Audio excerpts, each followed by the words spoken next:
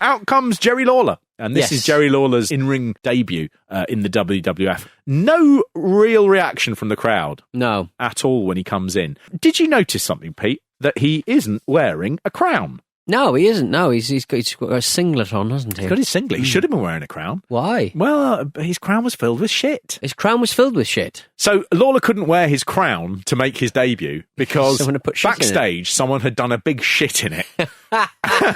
This is talked about quite a lot, this story. Yeah. Lawler himself has talked about it. He said what happened is there were a lot of guys that had worked for Jerry Jarrett and me in the past down in Memphis, who I met in the WWF.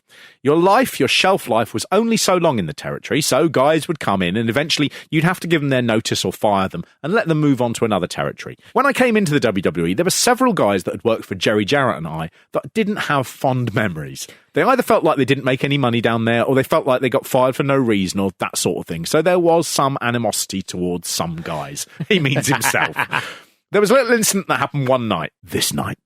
I came back. We were going back to the dressing room, and Jimmy Hart was a great friend of mine and still is today. Hey, someone's shit in your hat. He comes running in and says, King, don't go in there. Don't go in and look at your crown. I said, what are you talking about? He said, somebody took a crap in your crown. So I said, okay. I went right in and talked to Vince. I said, hey, I can understand why there's some people that are not going to take a shine to me right away. And so if that's the case, I don't have to be here. I'll go back to Memphis. And he said, no, I promise you nothing like that. But what will happen again? Sure enough, from that time on, there was no problem. No, because they'd already got away with it. It happened about 3 or 4 times. Worth saying. Various people have been fingered with crapping. Yeah. Mr. Perfect Kurt Hennig, of course. Right, okay. Undoubtedly did it. His face always looks like it's shitted. Yeah, in later years, the Honky Tonk Man and Raven both claimed in a shoot interview that a company memo was sent out which specifically asked people not to defecate in Jerry Lawler's crown anymore. Just get one of those ones that doesn't have like the cushion on the top. Yeah. Just get one that's like just white slice clean it. Yeah, white clean plastic one. I would more than anything else, I would love a printed out version of that memo. I would frame that. So just a reminder to all employees, no more defecating in Jerry the King Lawler's crown. Who shat in his hat at the Royal Rumble? Couple of people in the frame. Right. Bobby Heenan said it was the Undertaker in Heenan's autobiography. Did Taker not have a good time with... He did work down in Memphis as, I think, Punisher Dice Morgan and as a masked guy. The payoffs down in Memphis were pathetic. Yeah. You were talking about $20 for a match. Right. And Lawler himself, he did all right. I mean, he owns a full-scale Batmobile, for example, and lives in a big house. Yeah. And so I think, there was animosity towards Lawler. Percy Pringle, the manager of The Undertaker, he has also claimed that at the Royal Rumble, he was watching the door to make sure that Jerry Lawler didn't come in while Steve Kern Skinner was taking a shit in Jerry. This is part of my gimmick. I'm a filthy pig. I thought this was one of your fancy human toilets you use. Where? Looks like I got myself a non-flushable gold toilet. Toilet. Lawler gets no reaction at all. Max Moon comes out, gets a bigger reaction than Jerry Lawler does. And out comes to silence Genichiro Tenryu. Yes. Japanese star. Did he? Not at all.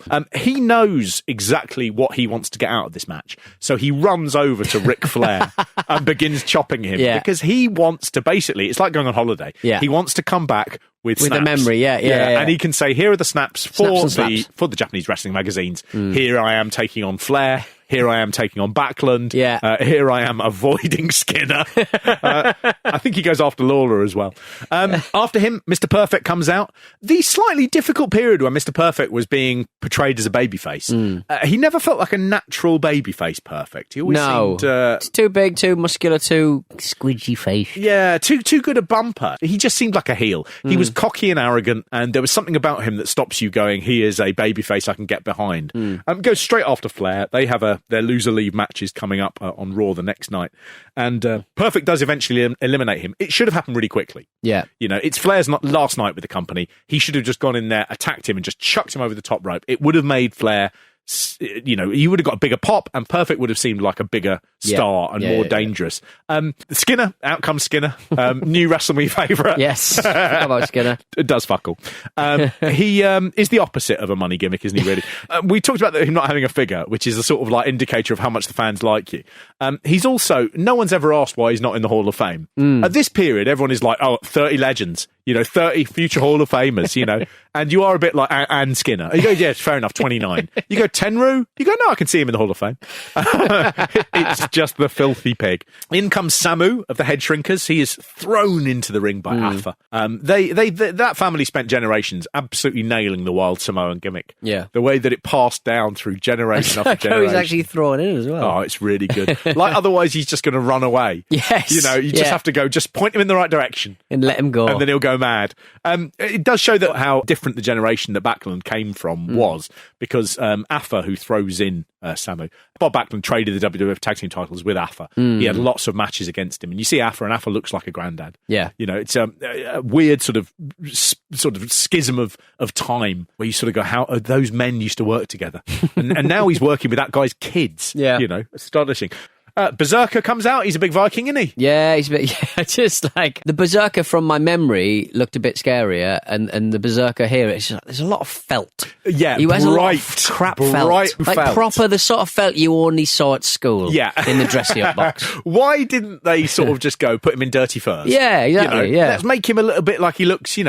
Rather than he does look like a Mattel figure, and that blue is so sort of like brilliant, iridescent. It's like that spooky, blue. like that ring-eyed spooky little fella from He-Man. That kind of. Remember, he sort of wore a velvet top, didn't he? It does look a bit He-Man-y because it's always clean, isn't it? Yeah, too clean. Star Wars, the key thing that Star Wars did was it's a used universe. Yes. So it looks mucky and it looks like it's been used and it looks like it's been around for years. And then He-Man saw that and they just went, nope, I'm going to go back to the old way. Even the skeleton. You should have bits of flesh coming off him. He has immaculate tunics. Yeah, exactly. Very pretty. I keep myself clean. You get Undertaker coming in next, and you see how good Jerry Lawler is. For all the criticism about, what sort of man he is. Undertaker comes out as Lawler is going to the back. Undertaker comes through the curtain, and Lawler just goes, ugh, like that. And it's just those little bits. Oh, he's going to shoot my heart again. Yeah. Lawler is off the clock. But Lawler is just a good old-fashioned pro. Yeah. And I can guarantee to you, anyone else that had gone by, they wouldn't have looked at Undertaker. They'd have just been like, I've got to open the curtain now.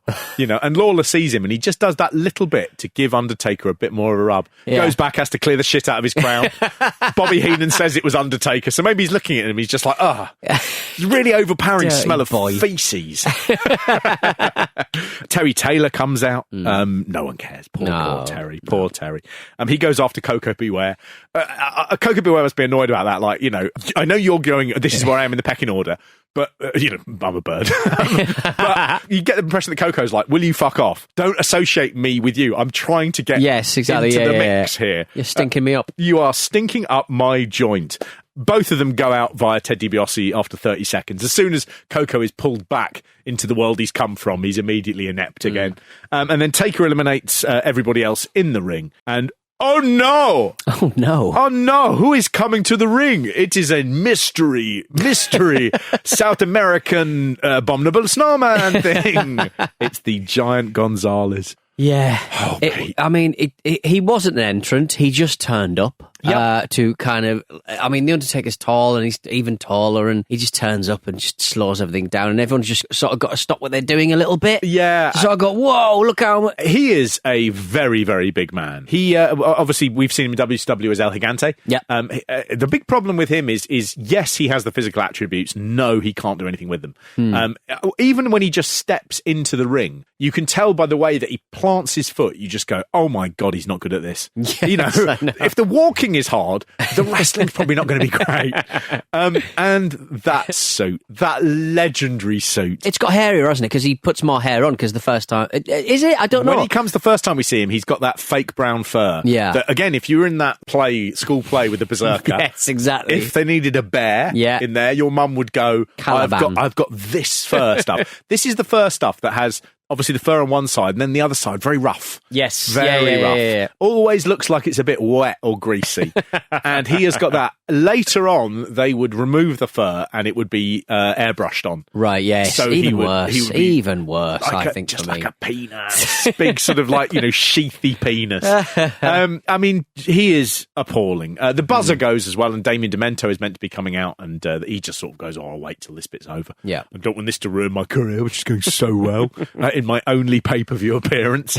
Undertaker gets a smack on the head, and then he gets 2 chops, and he goes over the top rope. Yeah. But what they do really badly here is that Giant Gonzalez then brings him back in. He starts working over Undertaker's leg as well. Now, if you're a giant, you should be doing giant things. Yeah, not just work it, like really working a limb. concentrating. I'm a great technical wrestler. Yes, I'm a giant. Am I going to do the big slams? The big no. I'm going to work over the ankle. What is annoying is he's in the ring and he just lies there. So you're like, oh, so is he in or not? Because he's back in now and he doesn't seem to have been eliminated. Yeah. It just really annoyingly bad. We get Damien Demento does come in, then IRS. IRS, yeah, it's hard to disagree with the fact that he is one of the most boring wrestlers in WWE history. I mean, his matches are... You kind of remember him, though, because he's just got something. He's got a gimmick. He has. suppose. He always cluttered up the WWE home videos. Some of them would sort of be like, it's the best matches in the world, and there would be 3 IRS matches versus the Bulldog versus, just appalling. Really bad. Tatanka versus IRS is one of those matches that makes me feel a little bit ill just thinking about how boring they were. Carlos Colon just stumbles out. He does. Like, he looks very old. People are talking about Backlund. He looks ancient. He does. I mean, he was a huge star in main events in Puerto Rico in the 1980s. He ran the World Wrestling Council, WWC. This is his only WWE pay-per-view appearance. Every chance that he paid to be in this, to make himself look like a big star. He would later have success through his sperm. In WWF. I see. He is the father of Carlito and Right. the guys who are better known as Los Matadors. He is their dad. There are, by this point, no big stars for him to tenru it up with. So he just sort of wanders around and you can see him going, no, not worth it, not worth it, not worth it. Is Backlund around? Has the Undertaker gone? Okay. Nuts. It's going to be Sags or Typhoon. And then in comes El Matador Tito Santana. Nobody talks about this, but Santana comes in and he goes after everyone. And the crowd react. Yeah. They're like, finally, a big star. Yes. Tito Santana goes after Bob Backlund, a match that never happened. Santana versus Backlund at any point in history. I really want to see that very badly. Yeah. You forget how great Tito is. Tito, in this match, almost eliminates Backlund, and the crowd are really, really into the two of them going to a point they haven't been at anything else apart from Perfect and Flair. Yeah. Backlund, whenever you see him now, he's doing a thing that basically he looks like he's had a car crash. He's really glassy-eyed and exhausted, like he's just shattered. Yeah. His mind is shattered. Be a gimmick for him in 18 months. His mind will snap. But it's like he's lasted too long and now he's just going on instinct and he doesn't know where he is. Yeah. But he's just relying on muscle memory. It's great. We then get Repo Man. Fresh from tickling our affections. The only wrestler in the 1993 Royal Rumble who's ghosted me. Totally unrelated to that. He looks absolute shit. He looks like a big grey Johnny. He looks like someone shat in him. He does. He will not last much longer in the WWF. He will be heading to WCW as the very forgettable Black Top Bully. Right, okay. Yeah, but I mean, Black Top Bully. maybe you should get back to people who write you tweets. Yeah, you know, like he could have a better career. I look like such a twat because I did Can't delete it now. I did. Well, it's from your account. Is it from your account or Wrestle Me? Wrestle Me. Well, we both are like twats. We're sharing the twattery. Yeah, I mean, he's the twat. I wanted him to provide content for my show, and yet he decided to just carry on enjoying his life. Yeah, what exactly. a big prick. And finally, we get, and you have no idea what number this is because the numbers have not been mentioned. No. Randy Savage, the first actual star, it feels, in this entire Rumble. And he gets the pop, and it's and I realise they sort of did this deliberately, but it's just a bit funny that he's the last guy out. Yeah, and what is odd is the people who would have got the big pops in the Rumble, they put in all of the ordinary matches, the Bret Hart, the Razor Ramon, Shawn Michaels. Yeah. You know, they've all gone in the earlier bit, and instead of, I think you need to, I don't know, it feels like a weirdly unexciting Rumble because there are so few people in it who you actually go, I'd like them to win. Well, you think like if the introduction of El Gigante, like introduce him and make him like come really close to winning, you know, like he has to either win or not be a participant. Why not stick him in there? Why not stick him in there and have him do a load of stuff and just basically, you know, he eliminates himself because he's so keen on grabbing the Undertaker. Yes, to kill him. exactly. Yeah, you know, that's I'm sure that has been done in subsequent Royal Rumbles, but at the same time, you just needed something here that wasn't just. This felt like you had to get through everyone to get to the end. Yeah, and then you finally get to the end and they go, now we've thought about it. You comes down to very, very sleepy Bob Backlund. It's still there. Yokozuna and the Macho Man. Surprising final three. When Backlund is eliminated by Yokozuna, the crowd really boo that he's been eliminated. There are real squeals as he goes over. And Backlund, like an old sort of pro 43-year-old, his body's not doing what it used to. He's tired. And he does go over incredibly weirdly slowly. Yeah. Drop kick, and he takes a few steps back. Look out! Oh, Backlund is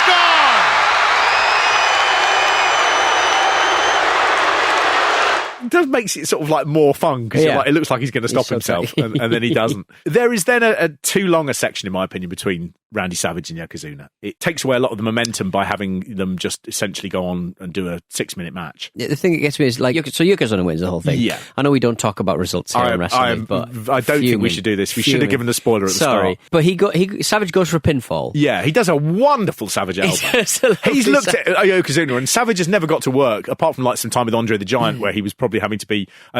Andre did not like Savage. Right. Probably due to the way he treated Elizabeth, but Andre took against him. Yeah. And so they had a long series of matches where Randy Savage would just be battered by Andre. But he's never got to work against a really fat lad. Well, you've got to adjust your elbow, how far you think the elbow needs to be from the mat. He looks at it and he like really doesn't. It's like a kid doing a Savage elbow in their bedroom onto a big pile of duvets and pillows. And he just sees it and he just goes, do you know what? I'm not going to hold back in any way. No, exactly. I'm just going to do this really as good as it could be. And he just plows. It's amazing Yokozuna doesn't fucking pop.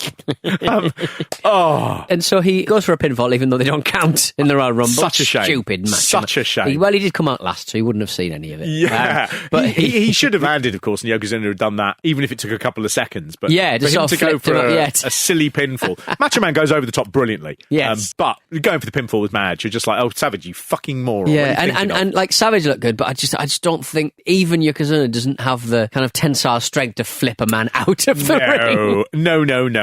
They then have the regal Caesar music they play. Yeah. I'm not a fan of that. It brings the mood down. Yokozuna, I always think, has some of the worst theme music for when he wins because it's Japanese reed pipes. Yeah. And it's very slow and it sort of sucks all the excitement out of the room. Yokozuna should have definitely levelled like Cleopatra with the clotheslines he went. Really get him to be a bad guy. At the time, I remember being really disappointed with this. And I was disappointed because Yokozuna was the main event of WrestleMania 9 against Bret Hart. And I look at this and you go, who could you have put in that position that would have been better? And the answer really is Randy Savage. Yeah. A main event of Randy Savage versus Bret Hart at WrestleMania 9 could have been a brilliant piece of work. What they're doing, of course, is they're angling towards Hogan coming back, and Hogan doesn't want to beat Bret Hart. He doesn't see any point in that. He's worried the fans will cheer Bret Hart instead of him. So they have a transitional champion. Yokozuna will hold the belt for 9 seconds before Hogan then comes in to pin him at the end of WrestleMania 9. But you do look at this and go, God, a Bret Hart, Randy Savage for the WWF title. If you could rebook WrestleMania 9. That's what you'd want. Yeah. And what an ending this would have been. The unstoppable Yokozuna is knocked out by chance, by fluke, by Randy Savage, who is now going to embark on his final big run in WWF. It would have been thrilling. They end this, just as they've shown some of the backstage stuff, which is unusual for WWE. They end this with Bret Hart shouting at Yokozuna backstage as they come into a confrontation. And again, it was just like, oh, it's real. It's all real. A real missed opportunity there. Yokozuna will go on to... his career is very dull. People loved him. He was, people were amazed at the quality of athlete he was, considering the size he was. And that's quite a big codicil. Yes. Had he been normal size, I think he would have been an average athlete. He was a very, very big guy, and so people were like, he can barely move, but that's impressive. Yeah. But it's a bit of a shame. We're going through a transition period here, and they don't quite know what direction they're going in. And it's a little bit of a shame that they didn't just sort of go one last run for the Macho Man. That's how I feel about it. You can't change my mind. Yeah.